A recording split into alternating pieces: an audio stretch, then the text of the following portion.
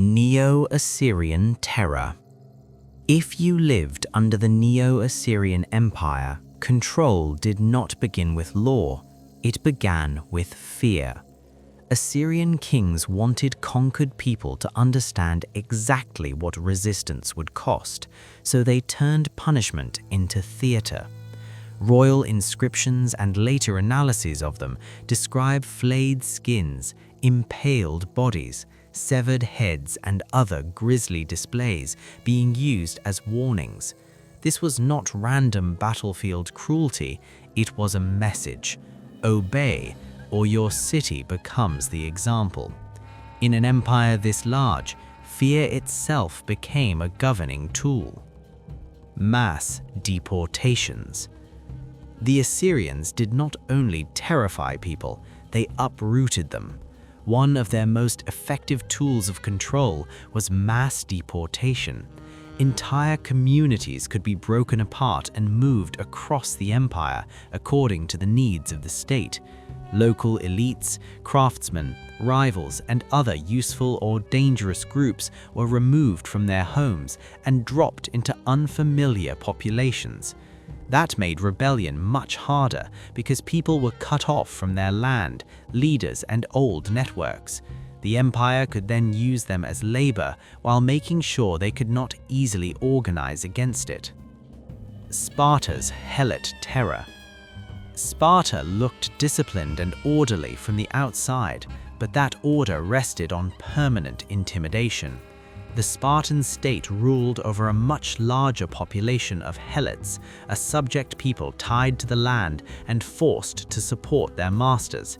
The Spartans feared revolt constantly, so they built terror directly into the system. Britannica notes that the Cryptia, a kind of Spartan secret police, patrolled the countryside and killed helots considered dangerous. Even worse, the ephors annually declared war on the helots so that killing them would not violate religious scruples. In other words, Sparta did not just control its labor force, it normalized hunting it. Qin China's legalist machine. The Qin dynasty controlled people by making the state feel cold, absolute, and everywhere. Qin Shi Huang ruled through legalist ideas, which assumed that people were selfish and short-sighted, and therefore had to be forced into obedience by harsh punishments and rigid rewards. Britannica describes Qin rule as despotic and draconian, and notes that the regime burned books in 213 BCE to halt what it saw as subversive thought, sparing only useful texts like medicine and agriculture. This was not only censorship, it was a way of narrowing what people could think, teach, and remember. The state was not just trying to control behavior, it was trying to control the range of acceptable ideas. The Qin punishments. Then came the body itself.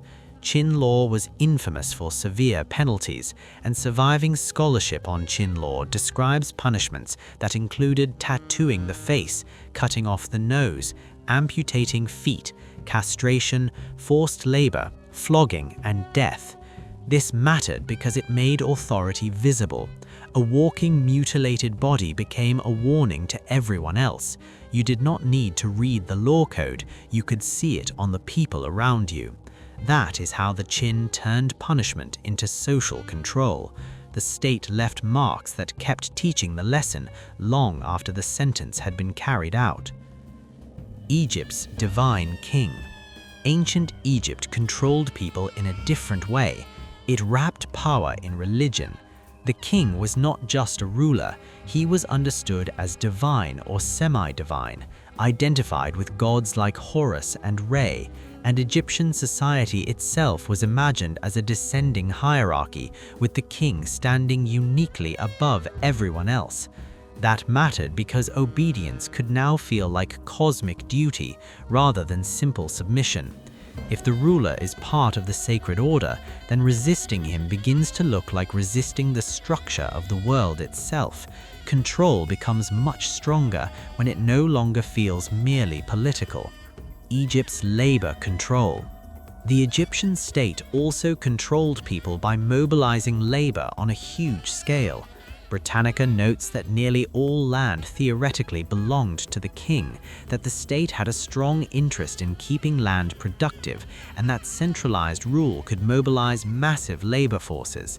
The corvée, a compulsory labor obligation, was used for public works, and Egypt used it for centuries, especially on canals and other state projects. That meant ordinary people did not just owe taxes or loyalty, they owed their bodies and their time. The state could reach down into village life and pull labor out of it whenever it needed to build, maintain, or expand. Persia's invisible watchers. The Achaemenid Persians ruled an enormous empire, and one way they kept it together was by making sure governors knew they were being watched. Britannica explains that the king was aided by the so-called king's eyes, or better, the king's ears, officials from the central government who traveled through the empire and reported directly back to the ruler. This turned distance into less of a protection. A satrap might govern far from the royal court, but he could never be fully sure who was observing him or what report was heading back to the king. It is one of the oldest large-scale examples of rule by inspection and surveillance. Rome's decimation. Roman control could become brutally mathematical. When commanders believed soldiers had shown cowardice, mutiny, desertion, or insubordination, they could use decimation. Every 10th man in the offending group was selected by lot and then killed by his own comrades. The surviving men could also be humiliated further, including being given barley instead of wheat and forced to camp outside the fortifications. Even if it wasn't common, the point was clear. Rome could turn a unit against itself and make discipline feel more frightening than the enemy. The army did not just fear defeat, it feared Rome. Rome's bread and circuses. Rome also knew that not all control needs terror, sometimes it needs distraction. Britannica describes how the common people were placated with bread and circuses, while authorities tried to divert attention from deep inequality and social tension.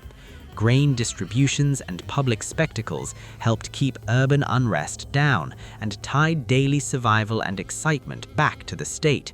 This is what is disturbing. Rome did not only punish disobedience, it also learned to pacify people with food and spectacle, making dependence and entertainment part of political control. The Inca labor tax. The Inca Empire did not use money the way many other empires did, but that didn't make it gentle. It meant the state taxed labor directly. Britannica explains that the empire was based on a labor tax called mita, collected by local governors and paid through military service or state work. Families and communities were required to give days of their lives to the empire, building roads, fortresses, terraces, and other infrastructure. The same system also worked alongside quipu message networks and a highly organized state religion centered on the sun. So the Inca state did not simply take what people produced, it took the people themselves for stretches of time and folded their labor into imperial power. Aztec tribute and sacrifice.